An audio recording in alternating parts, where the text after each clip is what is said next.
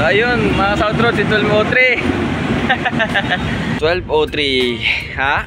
Paano nang balita sa managing sa anak? Sa? Yung kotse. Ay, hanggang ngayon ay nagtitext sa akin. Ay, sinisingil ako 39,000 daw ang magagastos. Sabi ko, pwede naman nung ipasok sa, ano yan eh, sa insurance yan. Eh, bakit hindi nyo ipasok sa insurance? Eh, kung ganun lang din naman, hindi ko kayang bayaran yung 39K. Sabi ko, eh di, magpapakulong na lang ho ako kung ganun. Ay, driver lang naman ho ako, hindi ko naman kayang bayaran yung 39K eh. Kakong gayon. Eh di, Bayaran mo na, kukunin mo Oo. pera. oo, mautak. Eh sabi ko, kung pwede pa ho, bayaran ko, participation pay. Sabi ko ganun. Eh 4K daw. Eh sabi ko, paano 4K? May ano na ba, may proof na ho bang 4K ang ano? Eh sabi ko, ako nga ho, mangungutang pa ng 4K na pang bayad. Sa 4K nga eh, sa participation fee nga ho, eh hirap na ako makabayad, di lalo na sa 39,000 na magagastos dyan sa kotse nyo. Sabi, Niya kasi, ewan ko. tinibigla pa makikido eh. Oo nga. Ano yung bus na re? Regular ko ho dati ito. Ay, dati. Oo, nang nasa Santa Cruz ako. Ay, wala na yung driver na in-extrahan ko lang eh. Oo. Yung bus ko. Ako yung naglinis ito, para nilinis ko to dito sa loob. Pinabayaan ng driver. Galing sa istakan. Ay pero yung magandang manakbo to. Ay, oo. Ay nung hawakan ko tayo low power yan. Ay sadya, dati hindi mo mapatakbo ng sandaan yan. Oo, low power yan. Tapos ang arangkada niya, wala kang mararamdaman na lakas. Malata talaga. Tapos ang silinyador niyan, matigas dati. Sobrang tigas. Ngayon malambot na yan. Sabi nga nung mekanikong gumawa niya, kung kailan na napaganda ko at nabuhay-buhay ko na yung bus na to ay tsaka naman daw ako lilipat ng Batangas. Kumusta naman ang biyahe mo? Okay naman sa Batangas. Medyo kailangan lang medyo kailangan lang ng konting hima sa mga alam mo na yan, sa mga kasamaan. Wala yung ganyan. So shoutout sa driver ng 1203. Regular nyo na raw po to kaya? Hindi. Hindi pa. Okay. Yung regular ko is 1270. 1270. Double clutch booster. Ewan ko kung anong mas matulin, kung 1270 o 1203. Oh, no. Pero dati wala talaga to. Walang takbo to dati. Nung hawakan ko to, sabihin ko sa inyo mga talagang pinaglalaroan lang to dati ng ng LLI. Yung inaantay ako dun sa sa Sambato, sa may Sambato. Yung bago dumating ng pila. Sa may timer. Oo, yung unang timer. Oo. Bagong lagpas na bago ano ba ito? Nang Lambat, bukuan. lagpas pa dun. Yung dun sa may mga nagtitinda ng basta inaantay-antay ako dun. Lagi. Sambat pila yun. Lagi may nagtitinda nun. Oo, yan. Pre! Ay, di palabas pala. Sige. Sige. Trouble, lagi lang ng trouble yan eh. Lagi ng trouble yung 529 na yan. Maganda lang yung bus. Oh. Nagpapatama. Nagpapatama? Tamaan mo. Tumaya kayo ng weteng at Sige, makapatamahin kayo. Puro patama. Maraming magugulang. Ay sadya. Maraming Okay lang. Ay kahit saan mapunta. Mga magugulangan talaga labanan eh. Nagtatrabaho ka ng maayos. Yeah. Ayaw palipat ang Bicol. Ay sana nga makapagpalipat. Di naman din kasi basta-basta pagpapalipat, may proseso kasi yan. Kailangan maraming pipirma dyan. Pag galing na sa turbina yan, mahatik na yan. Pipirma talagang natin dyan, terminal manager natin. Nausok pati ang arangkada nitong 1203 na to. Tuwan-tuwa ako dito nung napakondisyon ko to eh. Ganda na, ganyan man ako, iniwan lang. Ewan ko, hindi natapos ng kontrata ng driver na ito, malis na. Oo. Wala kasing natampang ano. Kaso nga lang to, ang ano ko yung malakas sa diesel eh. Medyo tumipid naman. Tumipid naman. Okay naman siya. Okay naman. Yung sa hawak ko medyo malakas siya. Aircon ng ano na ito. Ayun na. Mahina. Ayun na yung blower. O baka may patay na blower sa Meron itaas. Oo naman. Hindi lang lagpas ng daan to, nagwa 120 itong higit. Oo. Tapos ang arangkada nito, umahabol to sa mga power tech. Dati talaga, wala talaga itong kararangkada. Hindi, pagka hindi mo talaga tutukan ng basket. Gusto mo itakbo, wala ng takbo. Wala. Kaya nga Ito yung nakalas na ang segunda. Ayo. Pero hindi man ganun kalala. Minsan lang may time na kumakalas, baka synchronizer yan. Synchronizer. Sabi ko sa South Roader to ba? Kilala niyo palang sa Roader o yung pito natin. Sabi na lang. Okay, thank you ate. Babayan natin dyan. Iyo. Ayan ang mga... Baka gusto niyo shout out. Baka may gusto kayong batiin dyan. May makapanood man lang ng vlog natin. Muna. Huwag muna. So siya po ang kung ako sa inyo kuya, fokusan nyo lang itong 1203. Hindi natin maano. Pero sa bagay yung rin naman, yung 1217 okay din yun. Tsaka sariwa pa yan. Ito kasi ang katawan nito medyo may tama na. Pero mas mainam pa ang pang-ilalim nito sa 1217. Mas malapag ang 1217. Natakot siguro magpagawa ng ayan o. Ayan. Mababa na yung niya eh. Hindi, kahit naman ako minsan pag yutong dala ko. Ikan. 1286 nga ang regular ko talaga ko tutuusin eh. Hindi ko maintindihan doon sa aming place kung bakit ang tinotrouble ko yung bus ko. Gusto kong patinuin. Iba naman yung isip nila, parang ano ba yung gusto, patama. 201 no. Extra lang naman ako. Ayaw maniwala sa akin na trouble ngayon, di pinahawak sa ibang driver. O, di ganun din. Trouble din. Anong pinag-iba ng driver na yun, tsaka ako? Ibig sabihin kwan lang. Ay, di pa lumalabas. Parang di pa lumalabas yung bus ni Kabayan. Ayun, 296. Di ba pina-rehab yun? Hindi pa ho yata tapos Matagal Kumatok yun? Oo, kumatok nga yun eh. Tapos yung DL mechanic parang hindi na siya nag-upload ng mga Medyo kasi doon, medyo kung mag-video ron, masaya mag-video ron eh. Wala niya ganyan. Oo, kahit sino naman eh. Eto, may to dati, may stereo to, binila ko to ng stereo. Ngayon, bagong-bago pa yung stereo na yon. Eh, nung ako ipaalis na ng Santa Cruz, sabi ng konduktor ko dati dito, si Esquivel, iwanan ko na lang daw sa kanya, babayaran niya. Kahit ito, ako nagkabit nito eh. Iwanan ko na lang daw. Nawala naman nung kasi nung ako'y umalis, nawalan na rin siya ng kumbaga nawalan na rin siya ng permisa na bus. Wala, hanggang ngayon, si Scoville, wala pa rin yun. Baka ayaw lang niya manghingi talaga ng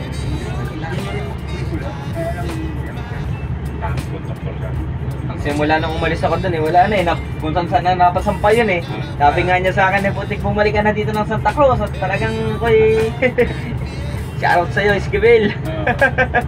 Yata eh. So ayan, ang alin na sa tungkol sa nabangga ko chinat ko naman yung opisina kanina. Sa Lunes daw, remind ko daw at medyo nag-discussion pa nga kami sa cellphone nung nung may-ari ng kotse. Tinanong niya kung ano daw nangyari, pinaliwanag ko. Yung paliwanag ko parang sinasabi ko parang na mali daw yung driver niya. Hindi ko sinasabing may mali. Parehas ho kami may mali, kako. Kasi unang-una, lumalabas ako doon. Nagbusina naman ako, bakit siya huminto pa linis na ang sasakyan doon sa unahan niya, nakakuna. Siya na lang natitira doon, nag-aantay siya ng pasahero, ginawa niya. Kumbaga ginagawa niyang terminal doon sa harapan, nag-obstruction siya, nagkataon na nakaano pa siya sa blind spot. Layo pa naman. Hindi pa nakatabi. Oo nga. Sabi, patay, black. Isa pa, 5 piraso lang yung... Parang kadahin daw. Ganda umarangkada ng 1203. Hindi ganyan dati yan, puti. Bibigay talaga. Pagkasta, iinom mo yung silinyator niya. Bibigyan ka niya naman. Hindi ganito manakbo to dati. Tapos dati mga kasautro dito, may stereo to. Bagong-bago nilagyan ko to. Dito, yan. Eh, natugis daw sabi nung naging conductor ko dito noon. Oh? Kaya nga yung iba pag ibang sasampa, Gandang... binubunot ang... Oo. Ganda manakbo nito sa rancho ko. Ay, sa kanlubang ko pa to noon pinakondisyon eh. Yung ano niyan, yung mga... Dati walang inverter yan. Pinalagyan ko inverter yan. Ba't nalipat ka ng Batangas? Nagpalipat naman ho ako sadya. Batangas. So, kaya ako'y nakisabay at ako'y bababa dyan sa Liberisat. Nasita ako kanina na naman ng inspector.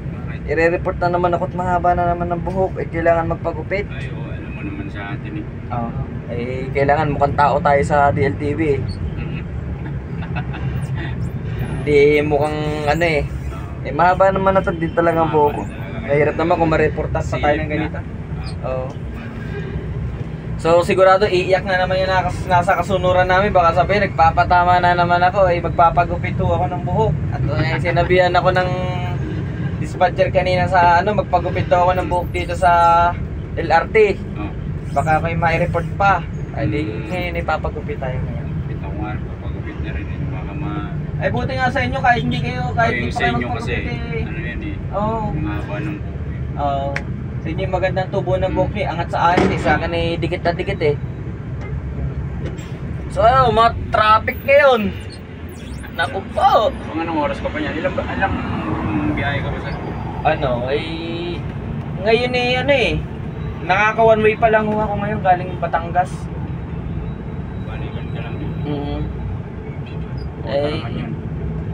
Kokota naman ho. At ano kami. Nakakuan kami sa... Batangas, naka 20 kami ng pasahero eh. Once na pagka 49 seater ang gamit mo doon at naka 15 ka, kaya na makakota yan basta makapuno ka dito sa Bendia. Magkano ba kota? 15,400. 15,400. Ang Lemery is magkano? Ang Lemery ay hindi ko kabisado ang patahan niya. Pero matagal na rin kayo dito, ya? Hindi. Proby pa lang din. Pare-regular din. Pasasaan. Yagaan lang. Oo. Basta ano lang, huwag lang, ingat lang din sa pagmamaneho talaga. Oo. Yung disgrasya eh, kahit sabihin mong ayaw mo eh, huwag lumapit. Oo, hindi natin alam yan kung kailan darating. Kahit nag-iingat tayo. Oo. Eh, tinan mo nga yun sa'yo, sarap-sarap ng birang mo eh, puta, hindi mo pala. Oo. Di ba? Oo. Nakatingin kasi ako nung sa sasakyan na nanggagaling dito. Kasi syempre, labas ako eh.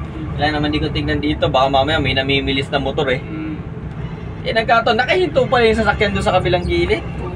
Nakapalagbag pa. Hindi na kayang habulin ng split second na pagtingin sa side mirror yun eh. Blind spot na rin yun eh.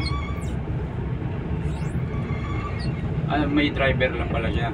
Ha? May driver lang pala yun. Oo, driver lang din yun, nagka-grab.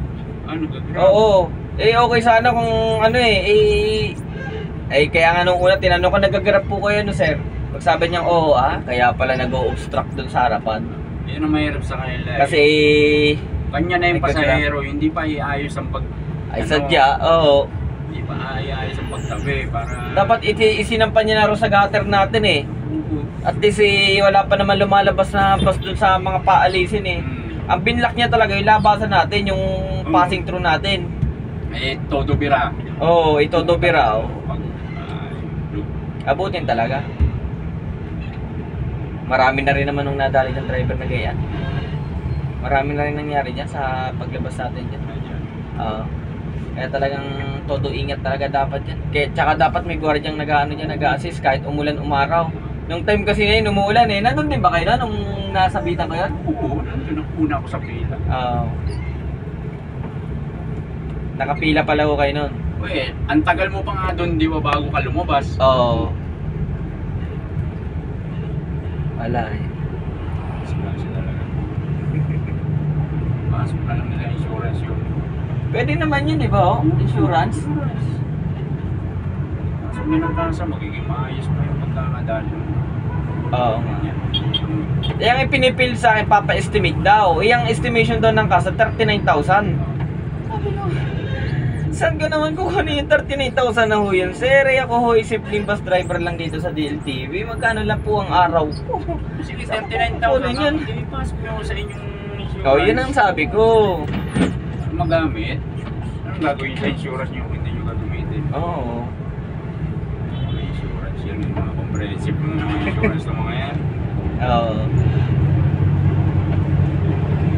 So ayun mga ka-South Road, okay, malapit nang bumaba kay Tulpo 3. Na-miss natin si Tulpo 3. Ito ang update sa kanya mga ka-South Road. Kung ano ko siya iniwan, ganun pa rin siya. Kulay aso lang kortina. Siyempre, poging driver ang din ang nakasampa. Iyon. Ayos na. Okay. Nag-meet tayo. So ayan, kilala rin pala niya ako. Subscriber ko rin siguro siya mga South Road. So ayan. So mega loud shoutout po sa inyo kaya. Okay.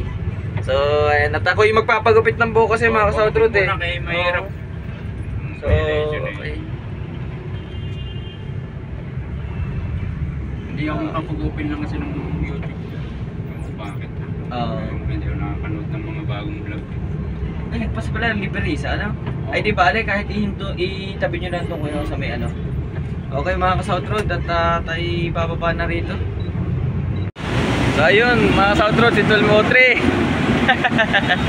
Nakakamiss si Tulpo 3, ang ganda pa rin niya manakbo mga ka-South Road. Maganda pa rin to siya. So sabi ng driver sa akin mga ka-South Road, ang ganda raw kaysa sa 12-17 na dinadala niyang regular. Sabi ko talagang maganda hong barangkada yun. Talagang napakondisyon ko yun eh. Eh kung di lang ako lilipat ng Batangas noon, hindi ko talaga bibitawan yung 1203. Buhay na yung takbo niya eh. So ngayon mga South Road, andito na tayo at magpapagupit tayo, maghahanap tayo ng pagupitan. At tayo bakakarnihin sa loob ng ating dispatcher. So ayan. Ayan, shoutout sa kanya. Hey, my friend daw, I'm not an American, I'm Filipino. So sabi ng conductor ko kanina, dito raw banda may pagupitan. So nilalakad ko tong kahabaan ng Hilpuyat. Ayan. Para magmukhang tao tayo. Alright. Ayan, ang dami rito mga bangketa mga ka-South Road. So ayan. Okay, ikat na natin. Doon na tayo sa barbershop mag-video ulit. So yun mga ka-South Road, may pagupitan dito. So ayan, dito na siguro tayo magpapagupit. Okay, kano kayang gupit dito? Pedicure, manicure, hair treatment.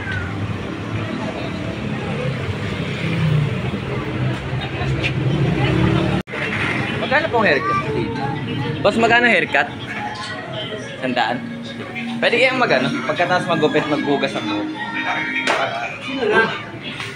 Okay mga ka-South Road, papagupit na tayo dito. Shoutout sa ating mga barbershop. Boss, sige po.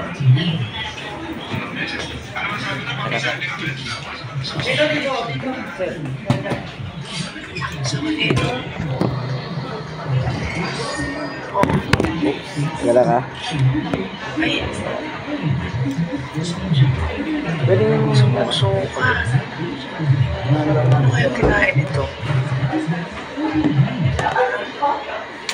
Kami. Ano yun?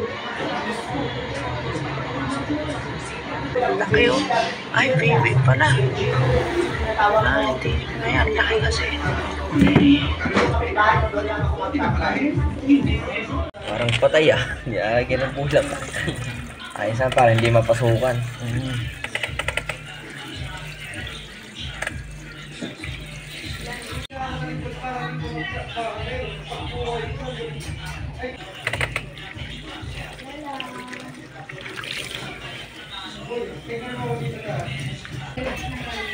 Nagparibanda.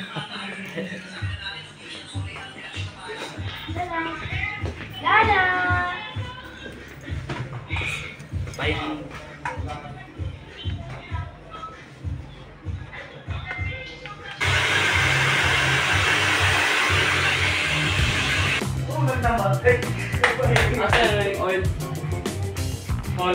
Okay na mga kasapot, bagong lupit na tayo. Ito lang to sa mga karisa mga kasapot. Mga ka-South Road, nandito na tayo sa CCP at nakabalik na, tapos na ako magpagupit. So mukha na naman tayong tao at bilog na naman ang ating ulo. I-check up muna natin ang ating kabayo bago tayo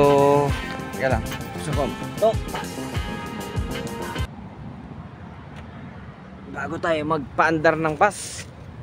Dahil parang ang obserbasyon ko rito ay parang malakas sa langis, kaya dulo-dulo ang check up ko dito mga ka-South Road. Ganun pa rin ang gamit natin mga ka-South Road, si 201 pa rin. At pang 3 araw ko na po dito. So ayan siya. So ayan, dapat nalagpasan na kami ng isang bus mga ka-South Road.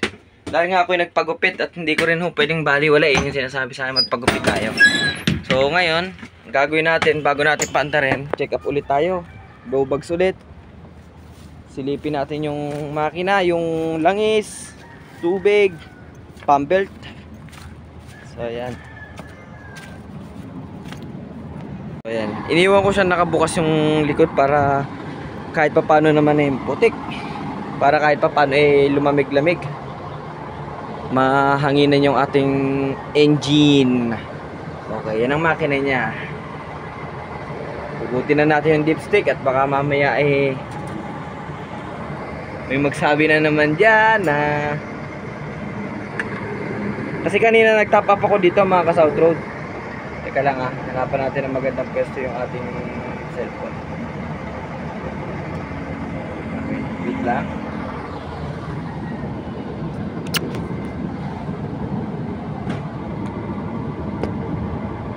So ayan mga ka-South Road, di ko alam kung nakikita nyo ako ng maayos Kanina mga ka-South Road, bago ko ito patakbuhin sa Bolbok, unang biyahe namin, chinek up ko rito.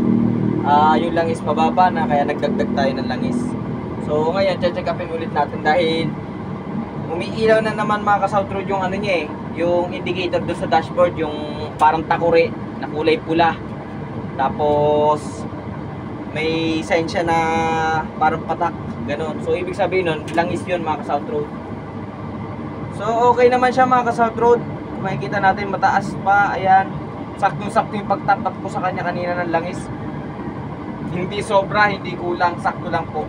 So balik na natin to.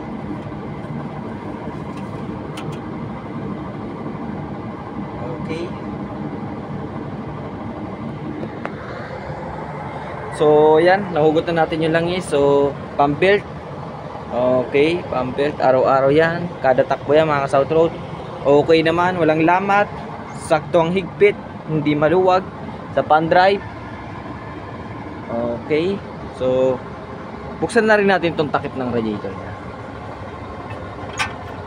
Okay. Ang makinang ito mga ka-South Road ay Hyundai. Kapatid siya ni 202. Okay basa ang kamay ko. Okay. Ibig sabihin nandito pa yung tubig niya. Meron pa. Hindi, wala pang bawas. Nilagyan ko rin yan kanina. 3 litrong tubig nilagay ko kanina dyan. So ayan, may baon akong 1 litro dyan. Hindi naman siya malakas sa tubig. So yan. Okay na mga ka-South Roads, all goods. Pwede na natin siyang patakbuhin. Yung mga gulong naman nito mga ka-South Road, okay naman. Matigas. So ibaba na natin yung hood. Okay. Sorry. Dumulas.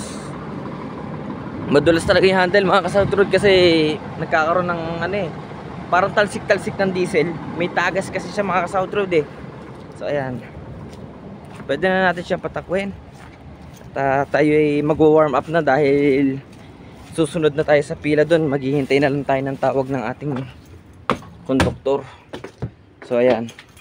Starting up. Paano mag-starting up dito? So una mga ka-South Road, surebole natin ang cambio, naka-neutral. Yung para akong driver instructor dito. Dagdag kaalaman na rin mga ka-South Road neutral yan, pero dapat wag tayo magpapa-start ng nakatayo dito. Nang nakaganyan lang, tapos gaganituhin lang natin dito. Wag, delikado yon kasi baka mamaya nakakambyo. Pag start natin, dire-diretso. So pa-startin na natin, neutral na siya. So paano ba magpa-start nito? Ang kaibahan nito kasi mga ka-South Road ng bus, sa maliliit na sasakyan dito mo diretso, susi agad. Pag pinihit mo yung ganyan, i-start na yan. No? Pero ito wala. Yan ang kaibahan yan sa bus kasi may battery relay tayo, nakabukod yun. So ito kahit ano mo yan, bitin mo yan, hindi yan naandar, hindi yan mag-i-start. So kailangan, okay, may relay tayo. Ang battery relay natin, ito. Pag binuksan natin yan, automatic, di ba walang ilaw dyan sa dashboard? O, hihilahin ko na yung relay ha. Okay, so ayun, nabuhay na. Ayun yung sinasabi ko sa inyo, yung signage ng oil, para siyang takore na may patak. Yun ang icon ng langis na kailangan mag-top up ka na. So ngayon, bubuhayin ko na yung susi, i-start na natin. So okay. Ayun, nabuhay na yung RPM mga ka-South Road. Okay, gumalaw na yung RPM nya.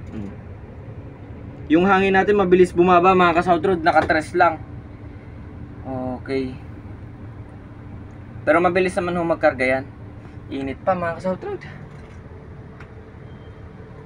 Ay naka. So ito yung ating aircon. Buhayin na natin. Yan yung sa blower. Ito po yung sa aircon compressor. Yun. Cooling na siya. Then ito yung low ng blower natin. Pwede nating ihayan. Then thermostat. Adjustan ng temperature ng lamig niya kung gaano kalamig niyo gusto. Pero ito usually lagi lang yan. Ginaganyan ko lang yan. Kasi hindi naman ho ganun kalamigan ng aircon nito. Hindi katulad ng sa mga yutong ano po. Mga yutong malalamig talagang aircon yan. So ayun lang mga ka-South Road, warm up tayo. So ayun, nawala na yung yung umiilaw dun sa langis. Ito hindi na to nawawala kahit i-release ko yung maxi. Yan po kasi yung indicator nung naka-maxi ka. Yan, naka-park. So ayan, maangat na yung hangin niya mga ka-South Road. So ayan. Temperature natin, water temperature, stable din. Yung gauge ng ating diesel, not working na. Yung alternator natin dito sa battery, working din. Working din yung sa langis na yan, yung oil pump. So ayan, gumagalaw yan, bumobomba yan. Yung speedometer natin, not working na rin. So yun. So ayun mga ka-South Road, hanggang dito na lang po. At babalik na tayo ng Batangas. Naghihintay na lang po tayo ng tawag. At maraming salamat na naman sa inyong panonood ng aking video. So yun lang po. At maraming salamat. God bless po.